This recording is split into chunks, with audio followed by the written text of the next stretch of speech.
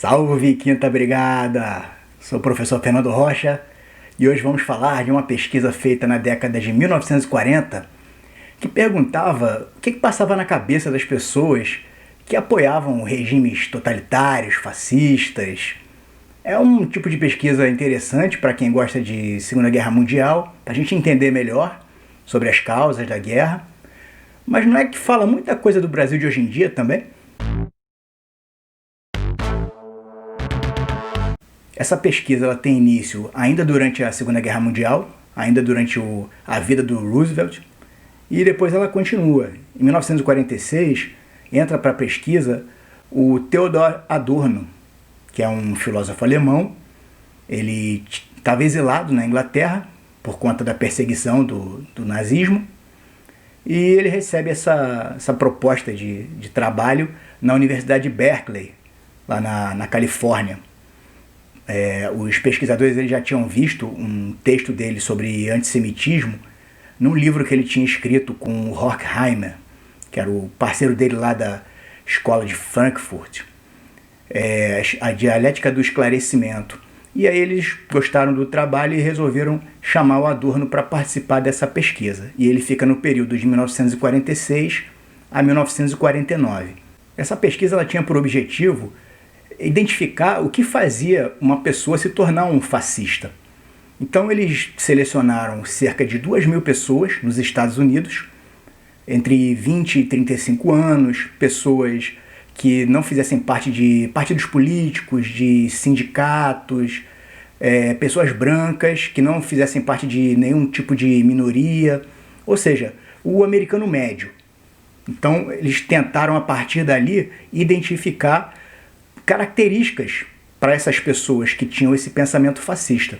A primeira premissa deles é que o etnocentrismo, o pensamento racista, ele tem uma gênese que não vem exclusivamente do fator psíquico. A gênese é social. A questão da personalidade da pessoa é como se fosse só uma base. E a partir dali ela se desenvolve ou não de acordo com os estímulos do ambiente em que a pessoa vive, um ambiente social. O Adorno ele escreveu que a personalidade é um potencial para o comportamento de uma pessoa, mas ela não é o comportamento da pessoa. Então, a partir dessa premissa, é que esses pesquisadores vão trabalhar em cima da psicologia das pessoas. É um trabalho sobre o indivíduo, mas levando sempre em conta essa questão social. Então o resultado disso aí é um trabalho gigantesco, com cerca de 1.000 páginas, só que aqui no Brasil foi lançado só a parte do Adorno. Essa ediçãozinha aqui da editora Unesp, que é uma boa edição, uma boa tradução, né? Theodor Adorno, Estudos sobre a Personalidade Autoritária. Só a parte dele já são quase 600 páginas. Ainda tem um resuminho aqui dos outros pesquisadores, o que eles... faz um resumo, né, da parte deles para a gente poder entender o trabalho no contexto. Então qual foi a metodologia deles? Eles pegaram esse público, que já estava definido, e começaram a passaram um questionário e depois entrevistas. E a partir daí eles iam quantificando, de acordo com a resposta das pessoas, e fazendo uma escala. Nessa escala, são algumas escalas, né? Uma para etnocentrismo, outra para antissemitismo, tudo mais. Então nessa escala, os autopontuadores são as pessoas mais preconceituosas, e os baixos pontuadores são as pessoas que são mais esclarecidas, apresentam menor preconceito. Quanto menor a pontuação, né, menos preconceituosa a pessoa é, e vice-versa. Eles falam lá na época deles que esse indivíduo com tendências ao fascismo, ele estava longe de ser algo incomum, tá? Era muito comum ali naquela sociedade americana daquele momento, e que eles apresentavam determinadas características em comum, mais do que o outro grupo, o grupo de baixos pontuadores. Os baixos pontuadores, eles tinham uma tendência a ser mais heterogêneos, e os autopontuadores tinham essa tendência de ter características comuns que eles puderam detectar, e é isso que vai ser mostrado aí no estudo. Basicamente, o sujeito com tendências a ser fascista. Ele substitui uma reflexão sobre os assuntos por estereótipos dados para ele. O Horkheimer, que é um parceiro do Adorno da Escola de Frankfurt, ele faz o prefácio desse livro e ele caracteriza também dessa forma. Eu vou dar uma lida aqui. Em contraste com o fanático do estilo antigo, ele aparece combinar as ideias e habilidades típicas de uma sociedade altamente industrializada com crenças irracionais ou antirracionais. Ele é, ao mesmo tempo, esclarecido e supersticioso, orgulhoso de ser um individualista e com medo constante de não ser como todos os outros, zeloso de sua independência e inclinado a se submeter cegamente ao poder e à autoridade. Ou seja, é um tipo novo antropológico ali que eles estão estudando, que ele é determinado muito por essa sociedade moderna, sociedade industrializada. Então ele não teria como existir esse tipo de pessoa em sociedades pré-industrializadas, segundo a ideia deles aqui. No início da pesquisa, eles pegaram o antissemitismo como base para determinar o fascismo, o etnocentrismo, mas depois eles foram vendo ao longo da pesquisa que muitos outros fatores podiam influenciar, né? Pessoas, principalmente lá nos Estados Unidos, né, que até hoje tem muito racismo, imagina na década de 1940, então começaram a investigar também essas outras partes aí de pessoas preconceituosas, pessoas que têm tendência ao autoritarismo. Eles estabelecem uma diferença nessa pesquisa entre conservadores e o que eles chamam de pseudo-conservadores. Os conservadores, são pessoas que têm ideias conservadoras, ideias políticas e econômicas conservadoras, porém, dentro de um pensamento democrático. Já o pseudo-conservador, ele aparenta ter essas ideias, mas ele rompe totalmente com a democracia. Então, para eles, esse pseudo-conservador é a pessoa com tendências fascistas. É a pessoa que vai apoiar os governos autoritários, é a pessoa que tem alto grau de preconceito contra minorias. O pseudo-conservador, ele se afasta do conservador porque ele deixa de lado aquelas ideias clássicas do conservadorismo, que é o individualismo, a igualdade de oportunidades. Ele não quer saber disso. Ele vai já numa direção de uma sociedade estratificada, sem mobilidade social. Então Adorno, ele identifica várias situações que podem ser determinantes para uma pessoa ter o tipo de pensamento fascista. Eu separei algumas que eu achei mais interessantes aqui. A primeira é a questão da educação. Ele coloca que, pelos resultados analisados, as pessoas com menor escolaridade têm maior tendência a pensamentos de cunho fascista, mas o contrário não é muito determinante, porque ele viu também que muitas pessoas com alta escolaridade apresentam esse tipo de pensamento. Então, qual a conclusão que ele chega nisso aí? Que é importante, contra o fascismo, a educação formal, porém, existe um tipo de educação que deve ser levado em conta para não formar uma pessoa altamente especializada, educada, porém com tendências fascistas. Outra coisa que ele percebe é a atitude anti-intelectual de quem apoia fascismo. Ele diz que a confusão em relação à política, a ideias políticas, é muito determinante nos autopontuadores. E os baixos pontuadores, eles são mais esclarecidos em relação a isso. Separei mais um trecho aqui que eu vou ler também. Todos os movimentos fascistas modernos, incluindo as práticas dos demagogos americanos contemporâneos, visaram aos ignorantes. Eles conscientemente manipularam fatos de uma maneira que só poderia ser bem-sucedida com aqueles que não estavam familiarizados com os fatos. A ignorância em relação às complexidades da sociedade contemporânea contribui para um estado de incerteza geral e angústia, que é terreno fértil ideal para o tipo moderno de movimento de massas reacionário. Tais movimentos são sempre, entre aspas, populistas e maliciosamente anti-intelectuais. E ele diz que essas pessoas que fazem essa confusão política, elas adotam duas estratégias para poder se sair melhor socialmente, né, numa conversa, enfim, na sociedade mesmo, no bar e tudo mais, para não passar como um puro ignorante, um cara que não sabe nada, né? Tem duas estratégias que essas pessoas adotam. A primeira é a estereotipia, né? A pessoa fazer os estereótipos, pensar através de estereótipos em termos de política. Então tem aquela ideia, aquele estereótipo, por exemplo, do antissemitismo, né?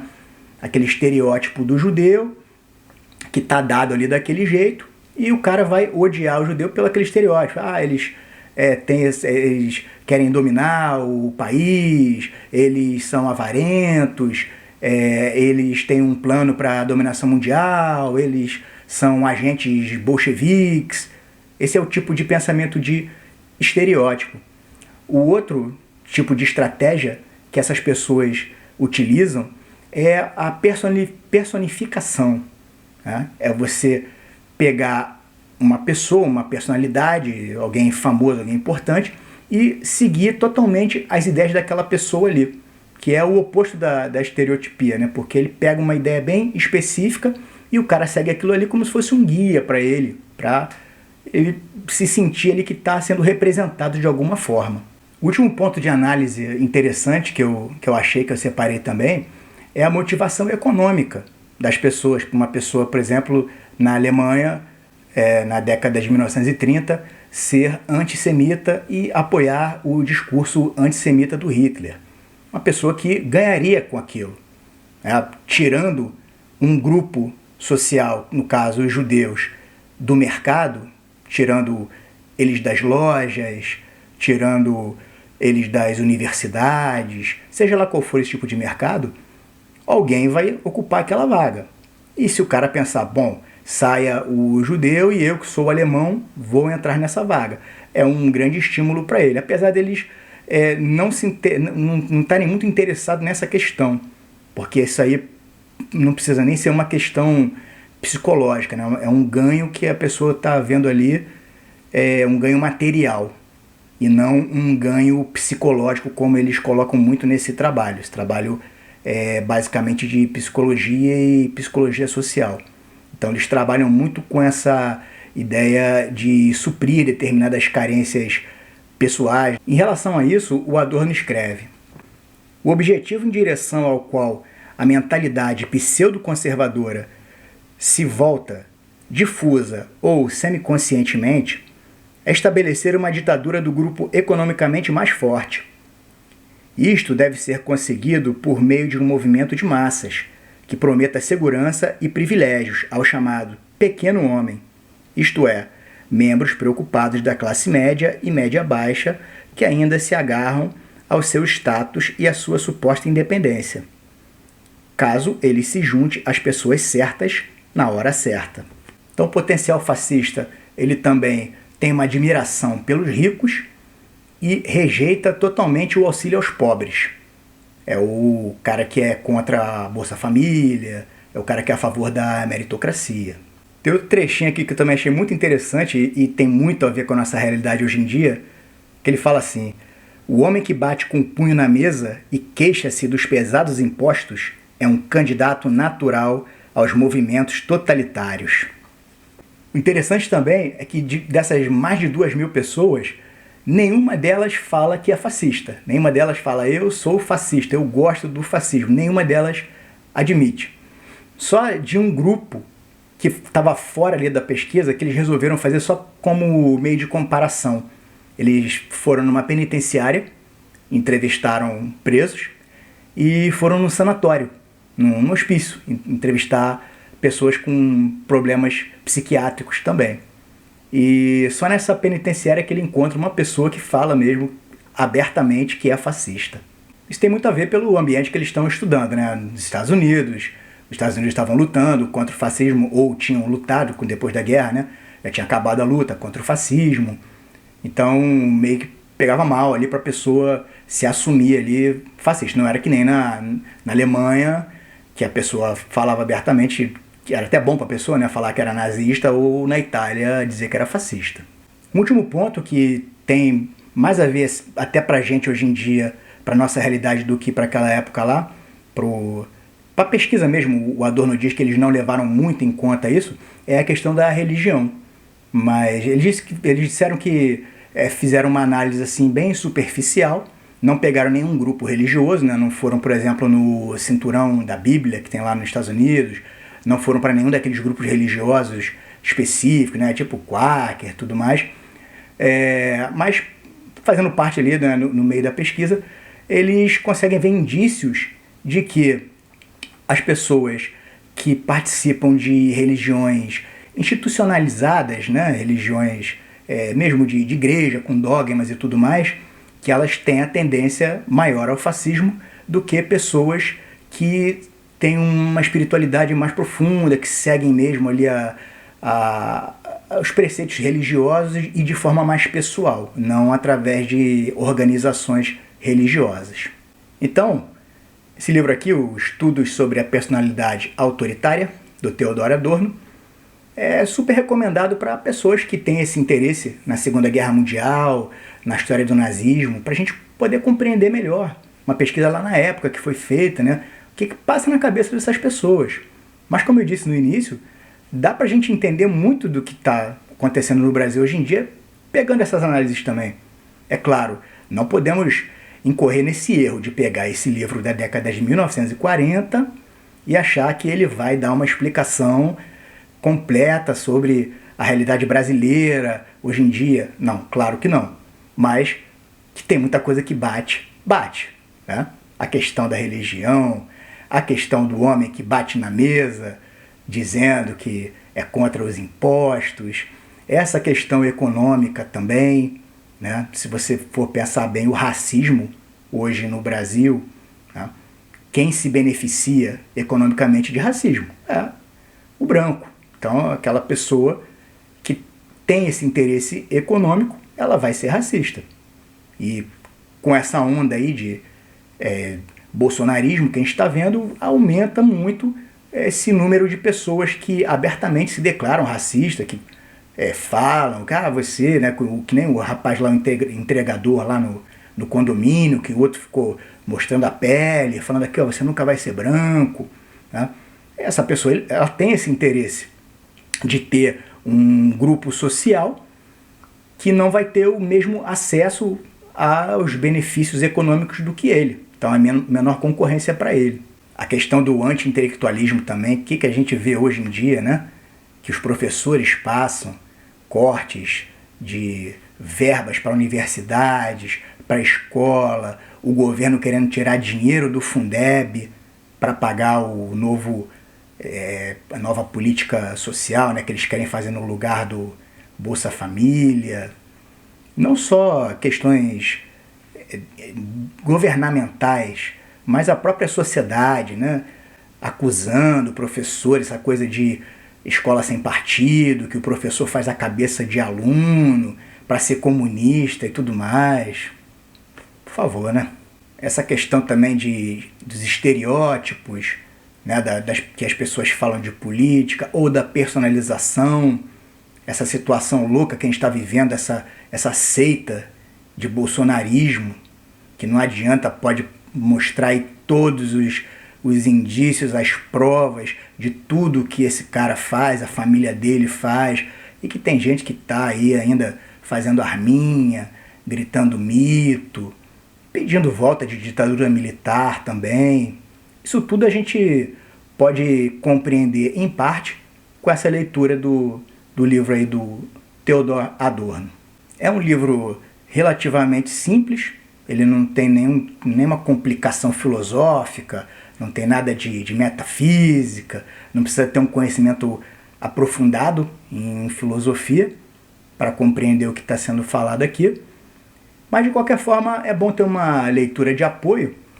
Eu recomendo esse aqui, ó, que é o 10 lições sobre Adorno. É uma coleção que tem 10 lições sobre vários filósofos Uma coleçãozinha muito boa, livros pequenos, com 10 capítulos, né, como mostra aí o título, mas que explicam bem sobre, pelo menos os que eu li até agora. Já li sobre o Walter Benjamin, já li do Maquiavel, do Thomas Hobbes e esse aqui do Adorno.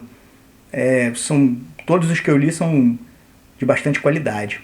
Então, lendo esse livro aqui do Adorno, a gente consegue até compreender melhor o que essas pessoas que fazem arminha, que gritam mito e tudo mais, o que passa na cabeça delas, né? E a gente pode até compreendê-las melhor, talvez até amá-las de repente, né? Só que não. Fogo nos fascistas! E siga a Quinta Brigada!